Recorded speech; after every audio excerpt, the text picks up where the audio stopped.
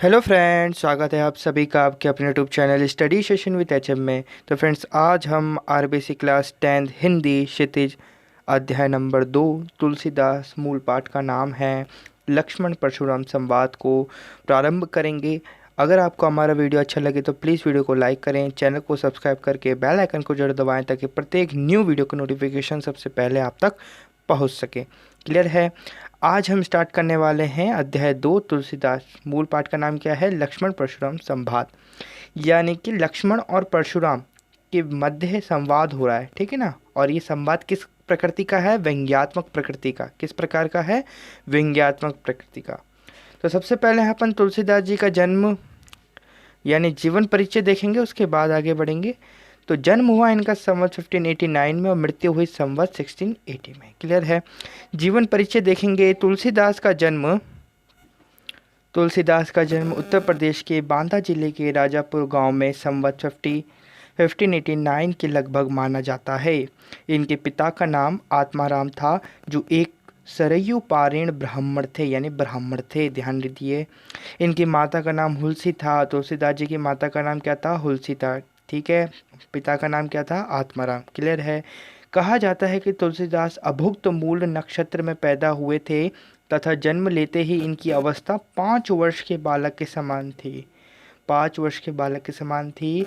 मुंह में दांत भी निकले हुए थे। भय की आशंका के चलते माता पिता ने इन्हें त्याग दिया तथा मुनिया नामक दासी को दे दिया, जिसने इनका पालन पोषण किया। देखिए, जन्म देने वाले माता पिता कौन थे? आत्माराम और हुलसी। ठीक है। और इनका जीवन पोषण करने वाली या पालन पोषण करने वाली कौन थी? मुनिया नामक दासी को दे दिया। ठीक है। जिसने इनका पालन पोषण किया। इनका बाल्यकाल कष्टपूर्व बीता। कवितावली में ये लिखते हैं, मातु पिता जग जाय तज्यो, मातु पिता जग जाय तज्यो, विदेहु न लिखियो कछु भाल भलाई। है ना। विदेहु न लिखियो कछु भाल भलाई। इनके गुरु का नाम नर हरिदास बताया जाता है। इनकी पत्नी रत्नावली विदुषी थी। विदुषी का अर्थ क्या होता है बेटा? विद्वान। जैसे अपन एक पुरुष होता है, पुरुष को यदि हमारे को उसके पढ़े लिखे की उपाधि देनी हो तो हम उसको एक नाम से संदर्भित करते हैं, उसका नाम होता है विद्वान। इसी प्रकार यदि उसी संदर्भ में एक महिला को डिनोट करना हो, किसी ये टाइटल देना हो, तो उसको हम क्या देंगे? विदुषी। क्लियर है। इनकी पत्नी रत्नावली विदुषी थी, किंतु किसी कारणवश वैवाहिक जीवन अधिक समय तक न चल सका। इन्होंने गृह त्याग कर दिया तथा घूमते घूमते अयोध्या पहुंच गए। वहीं पर संवत 1631 में इन्होंने रामचरितमानस की रचना प्रारंभ की। बाद में ये काशी आकर रहने लगे। जीवन के अंतिम दिनों में पीड़ा शांति के लिए इन्होंने हनुमान की स्तुति की, जो हनुमान बाहुक नाम से प्रसिद्ध है। इनकी मृत्यु के संबंध में निम्नलिखित दोहा प्रसिद्ध है। संवत 1680 असी कंकं के तीर, श्रावण शुक्ला सप्तमी, तुलसी तजयो शरीर। तजयो यानी छोड़ दिया। ठीक है। इन्होंने राम के अनन्य भक्त के रूप में दास्य भाव अपनाते हुए अनेक काव्य ग्रंथों की रचना की। कैसा भाव था इनका? दास्य भाव। कैसा भाव था? दास्य भाव यानी दास का भाव लेकर, दास का इमोशन लेकर इन्होंने भक्ति भाव करी। ठीक है। भक्ति करी। जिनमें जिनमें से निम्नलिखित प्राप्त है: रामचरितमानस, विनय पत्रिका, दोहावली, गीतावली, कवितावली, रामाज्ञा प्रश्न, बरवई रामायण, जानकी मंगलम, पार्वती मंगलम, राम ललहनाछु, वैराग्य संदीपनी तथा श्री कृष्ण गीतावली। क्लियर है। आगे देखें तो तुलसी आदर्शवादी कवि थे। तुलसी कैसे थे? आदर्शवादी कवि थे। इन्होंने आदर्श चरित्रों का सृजन कर हमें अपने दैनिक जीवन में उनके अनुकरण यानी उनके पालना का संदेश या मैसेज दिया है। ये अवधी और ब्रज भाषा दोनों के पंडित थे, यानी इनको अवधी और ब्रज दोनों प्रकार की भाषाएं आती थी। दोनों भाषाओं का शुद्ध और परिमार्जित रूप इन्होंने अपनाया। ये तो था अपना जीवन परिचय किसका? तुलसीदास जी का। अब अपन देखते हैं पाठ परिचय यानी लक्ष्मण परशुराम संवाद के विषय में, कि लक्ष्मण परशुराम संवाद में हमें मेनली क्या पढ़ना है। ठीक है। तो हम देखते हैं लक्ष्मण परशुराम संवाद। संवाद का अर्थ क्या होता है? बात। लक्ष्मण परशुराम संवाद रामचरितमानस के बाल कांड से उद्धृत है। कहाँ से उद्धृत है? बाल कांड से उद्धृत है। धनुर्यज्ञ के पश्चात धनुर्यज्ञ के पश्चात मुनि परशुराम शिव धनुष भंग का समाचार पाकर क्रोध में तमतमाते हुए वहां आते हैं, किंतु राम की विनयशीलता और विश्वामित्र के समझाने पर राम की शक्ति परीक्षण के बाद, शक्ति परीक्षण, शक्ति यानी शक्ति और परीक्षण यानी उसका परीक्षा, किसकी? शक्ति की परीक्षा। शक्ति की परीक्षा कैसे हो रही थी? स्वयंवर में एक धनुष रखा गया था, उसको उसके उठाने के आधार पर किसकी परीक्षा हो रही थी? शक्ति की परीक्षा, राम की ही नहीं परंतु वहां बैठे प्रत्येक राजा की। क्लियर है? विनयशीलता और विश्वामित्र के समझाने पर राम के शक्ति परीक्षण के बाद उनका क्रोध शांत होता है, परंतु इस बीच लक्ष्मण और परशुराम के बीच व्यंग्योक्तियों का, ध्यान से देखिए, व्यंग्योक्तियों है ना, पंक्तियों से युक्त जो संवाद हुआ उस प्रसंग को यहाँ प्रस्तुत किया गया है। परशुराम के क्रोध से भरे वचनों का उत्तर लक्ष्मण व्यंग्य वचनों से देते हैं। व्यंग्य वचन यानी उनका पलट जवाब देते हैं, उनको क्रोध दिलाने के भाव से उनका विरोध करते हैं। लक्ष्मण जहाँ विवाद वत्सल हैं वहीं श्री राम नीतिज्ञ एवं सौजन्य के प्रतिमान के रूप में प्रकट होते हैं। विश्वामित्र संतुलन बिंदु हैं। विश्वामित्र क्या कर रहे हैं? यदि पलड़ा कहीं पर भी भारी पड़ जाता है, यानी लक्ष्मण के वचन ज़्यादा कठोर हो जाते हैं और लक्ष्मण के कठोर वचन यदि ज़्यादा ऊपर पहुंच जाते हैं, हाई लेवल पर, तो यहाँ पर किसको गुस्सा आएगा? परशुराम जी को, क्योंकि उनके संदर्भ में व्यंग्य कर रहे हैं वो, ठीक है ना। तो यहाँ पर विश्वामित्र संतुलन बिंदु हैं, यानी उनको संतुलन करते हैं, दोनों का विराम करते हैं, उदासीन करते हैं। क्लियर है? वहीं श्री राम नीतिज्ञ और सौजन्य के प्रतिमान के रूप में प्रकट होते हैं। विश्वामित्र संतुलन बिंदु हैं, वे चरम क्रोध की दशा में परशुराम के आवेश को प्रशमित करते हैं, यानी ठंडा करते हैं। परशुराम का क्रोध भय से अधिक हास्य का आलंबन बन गया है। क्या है? परशुराम का क्रोध यानी उनका गुस्सा भय से, डर से अधिक, है ना। क्रोध करता है यदि कोई इंसान तो हमारे को डर होता है, यदि हमारी मम्मा हमारे को क्रोध करती है हमारे ऊपर तो हमारे को भय उत्पन्न होता है। लेकिन यहाँ पर क्या हो रहा है? परशुराम का क्रोध भय से अधिक हास्य का आलंबन बन गया है। हास्य यानी क्या होता है? हंसी का आलंबन बन गया है ना। ये है बात। अब अपन स्टार्ट करते हैं अपना चैप्टर लक्ष्मण परशुराम संवाद। तो सबसे पहले लिख रखी है लाइन में, नाथ शंभु धनु भंजनिहारा, होई के हुए एक दास तुम्हारा। क्लियर है? पहला नाथ शंभु धनु। शंभु धनु का अर्थ होता है शंभु धनु। क्लियर से पढ़िए, ध्यान से पढ़िए। शंभु धनु, शंभु का अर्थ होता है शंभु, शंभु का अर्थ होता है महादेव, और महादेव का होता है मतलब सदाशिव, यानी साक्षात देवों के देव महादेव। क्लियर है? शंभु धनु, शंभु का धनु यानी शिव का धनुष। क्लियर है? नाथ शंभु धनु भंजनिहारा, भंजनिहारा का अर्थ होता है तोड़ने वाला, है ना। नाथ शंभु धनु भंजनिहारा, होई केहू, केहू का अर्थ होता है कोई, एक दास तुम्हारा, कोई एक दास तुम्हारा, यह सेवक है तुम्हारा। अभी अभी अपन है ना एक एक लाइन का मतलब समझते चलेंगे, उसके बाद क्या कर लेंगे अपन पूरा का एक बार समझ लेंगे, क्योंकि अपन को वर्ड मीनिंग भी याद होने चाहिए, है ना। अगर ये अपने एग्जाम में उठकर आ गया तो अपन को व्याख्या तो याद हो जाएगी, पूरा पार्ट भी आ जाएगा, लेकिन जब तक वर्ड मीनिंग का अपन को समझ में नहीं आएगा तब तक कुछ नहीं होगा। तो आयसु कहा के ही किन मोही, सुनि रे साई बोले मुनि को ही। अर्थात आयुषु का अर्थ होता है आज्ञा।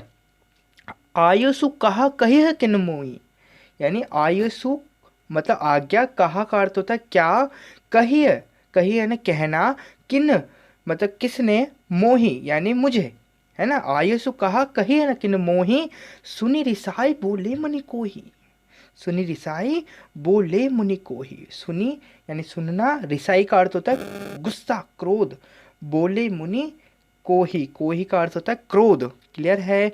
सेवकु सो जो करई सेवकाई, अरि करनी करी लड़ाई। अर्थात लिख रखा है अरिकरणी, सेवको सो जो करे सेवकाई। सेवक तो वो होता है जो सेवकाई करे। अरिकरणी, अरिकरणी का शत्रु जैसा काम। अरि, अरि मतलब होता है शत्रु, करनी यानी जैसा काम। अरिकरणी करी, करिए लड़ाई, करिए का अर्थ है की है, लड़ाई यानी लड़ाई, है ना। अरि करनी करी करे ये लड़ाई। अरि का अर्थ क्या होता है, शत्रु। करनी यानी शत्रु जैसा कार्य किया। करी यानी क्या होता है अर्थ, की है। करिए का अर्थ करिए लड़ाई। लड़ाई का अर्थ क्या होता है, लड़ाई की। क्लियर है, आगे बढ़े हैं। सुनहु राम जेहि शिव धनु तोरा, सहस बाहु सम सो रिपु मोरा।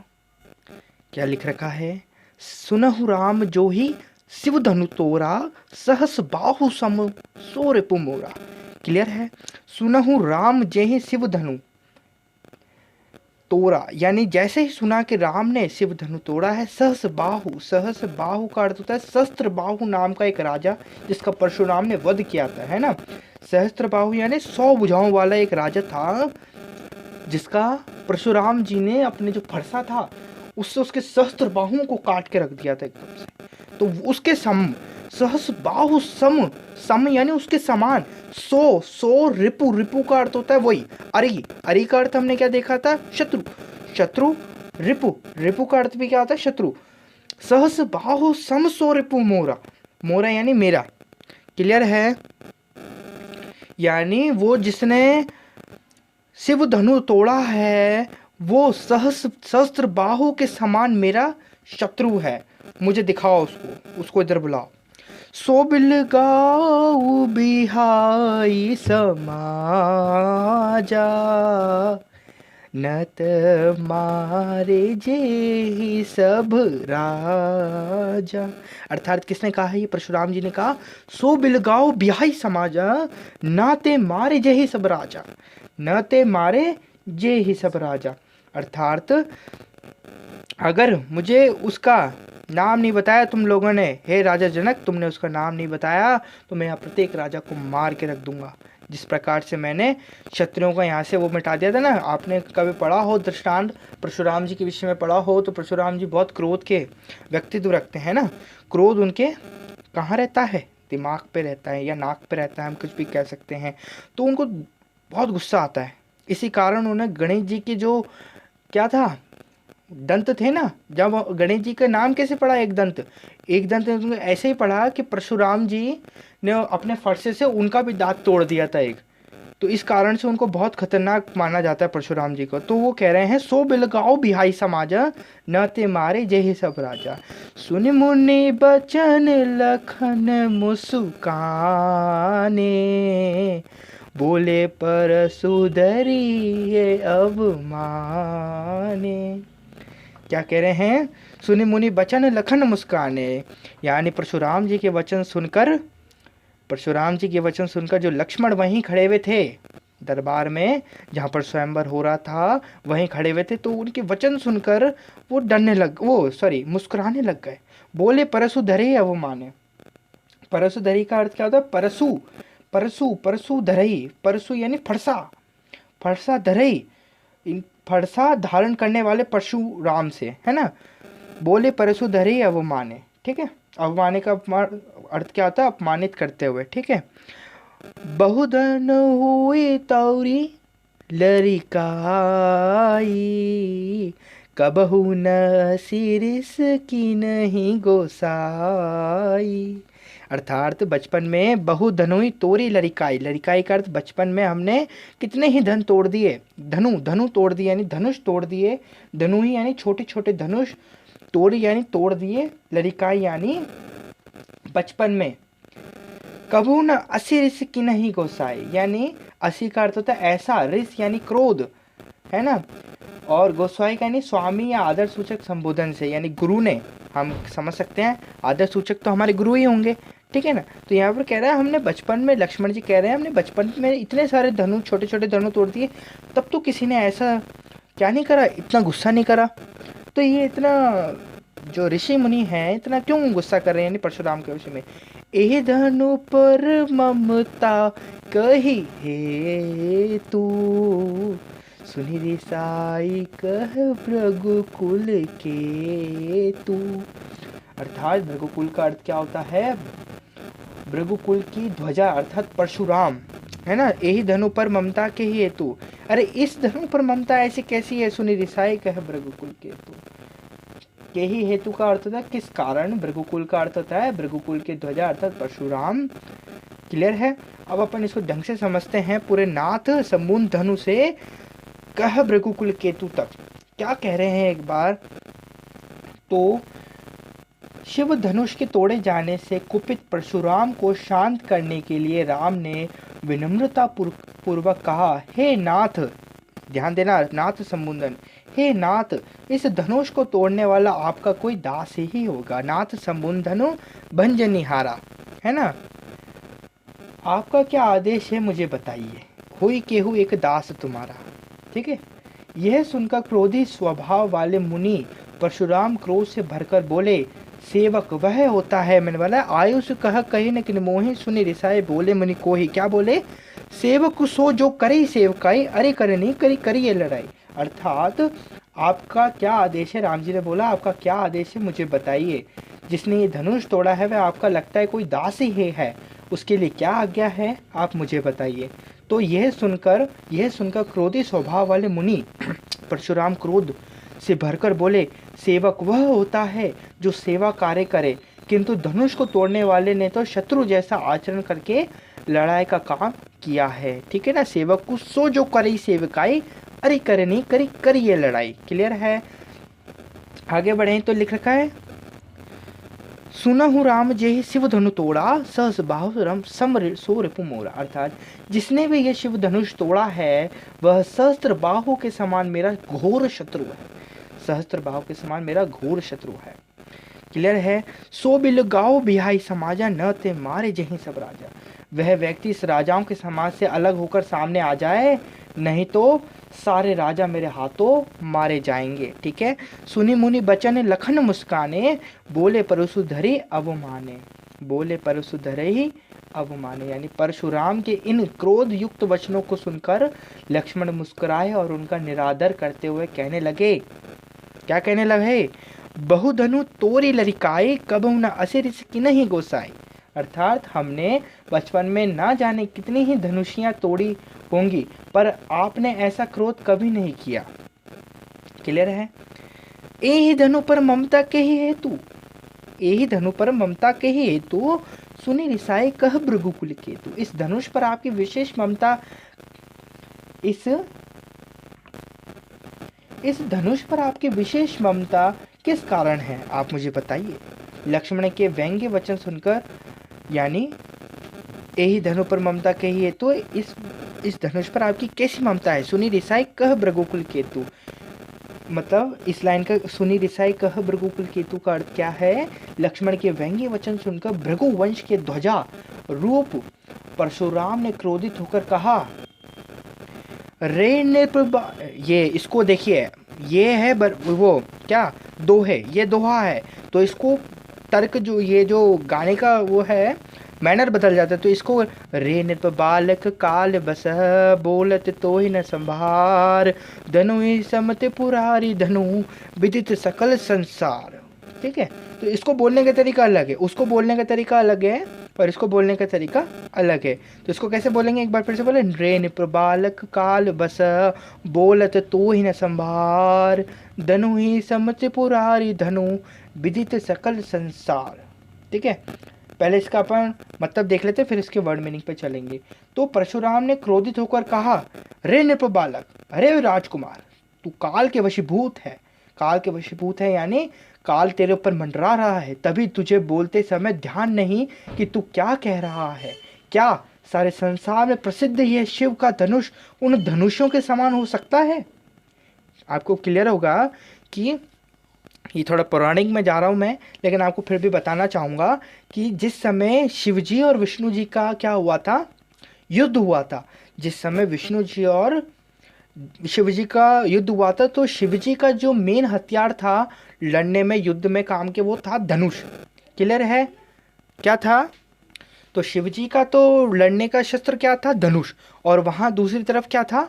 विष्णु जी का था अस्त्र सुदर्शन चक्र। आप सबको जानते हैं, आप सब जानते हैं, ठीक है ना।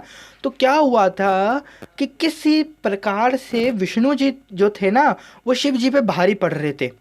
तो जो शिव जी थे वो भाग रहे थे, और जो विष्णु जी का जो सुदर्शन चक्र था ना, वो शिव जी के पीछे था। तो इस प्रकार से उनके जो भी अस्त्र शस्त्र थे ना, वो छूट गए थे। कहाँ पर? वो जहाँ जहाँ भाग रहे थे ना, जैसे अब सुदर्शन चक्र पीछे होगा तो शिव जी तो आगे भागेंगे ना। तो इसी प्रकार से वो भाग रहे थे, तो वहीं पर ही उनका जो धनुष था वो गिर गया था। अब वो गिर गया था तो वो कहाँ गिरा था? अयोध्या में गिरा था। और अयोध्या में कहाँ गिरा था? सूर्यवंशी, सूर्यवंशी जो राम जी का जो वंश है, सूर्यवंश है ना, तो वहाँ गिरा था। तो वहाँ पर जो क्या था, खतरनाक तरीके से वहाँ पर क्या रख रखा था, वो गिरा था। तो वो इतना भारी था कि जो क्षत्रिय वहाँ के उस समय के जो क्षत्रिय थे ना, बेटा मैं आपको बता दूं आपके ज्ञान के लिए, वहाँ का जो एक क्षत्रिय था ना, उसमें इतनी पावर थी कि आज के समय का जो 100 लोग हैं, जो 100 पहलवान जिन्हें भी आप जानते हैं, लाइक ब्रॉक लेसनर, अंडरटेकर और जितने भी आप जानते हैं, उनके बराबर था एक क्षत्रिय। तो ऐसे 100 क्षत्रियों ने उसको उठाया था। किसको? ऐसे 100 क्षत्रियों ने कहाँ उठाया था? उस धनुष को उठाकर उस प्लेस पर रखा था, है ना। उस धनुष को शिवजी के अलावा कोई नहीं उठा सकता था। तो उसका महत्व इतना था, उसकी महिमा इतनी थी, उसका गुणानुवान इतना था कि वो इतना भारी था और इतना, और परम देव महादेवों के देव महादेव का वो धनुष था स्वयं। तो उसको आपने तोड़ दिया। तो ये आप क्या कह रहे हैं लक्ष्मण? अरे राजकुमार, तू काल के वशीभूत है। अरे नृप बालक काल बस, बोल तो ही न संभार। धनु सम त्रिपुरारी धनु विदित सकल संसार है। संसार के सभी जो तुच्छ मुच्छ धनुष हैं, तुम उसकी तुलना इस बड़े महान धनुष से कर रहे हो, इस महान धनुष से कर रहे हो, जो परम परम देव है, आदि योगी, आदि काल से जो स्थित हैं, शिव जी के धनु की तुम तुलना कर रहे हो। क्या कर रहा है तू? काल तेरे वशीभूत होकर बोल रहा है, ध्यान से बोल। क्लियर है? अब देखो अपनी जो वीडियो है, अपन ड्यूरेशन देखें तो 22 मिनट की हो चुकी है। तो आगे का जो अपना है वो तो इसका तो आप समझ ही गए होंगे, कुछ नहीं है कि आए, कौन आए? जो शिव जी का जैसे धनुष टूटा, उससे ही जो आवाज़ हुई, तो अपने तपस्या में लीन थे कौन? परशुराम जी। तो वहाँ से उन्होंने देखा कि परशुराम जी का, पर अब आपको बता दूं, यहाँ पर जो परशुराम जी हैं ना, वो कौन है? शिव जी के आराध्य। कौन है? शिव जी जो हैं वो आराध्य हैं। किसके? यानी मतलब जो परशुराम जी है वो किसको मानते हैं? शिव जी को मानते। तो उनका जो धनुष टूट गया तो इनको गुस्सा आ गया, तो ये उनका बदला लेने आए। कहाँ पर? वहाँ पर अयोध्या में आए। तो वहाँ पर आए तो ये सब बातें हुई। तो ये जो पहला पैराग्राफ है वो थोड़ा सा आपको परिचयात्मक रूप से दिया गया है। आगे का अपन अगली वीडियो में देखेंगे। अगर वीडियो अच्छा लगा तो वीडियो को लाइक करें और चैनल को सब्सक्राइब करें। धन्यवाद।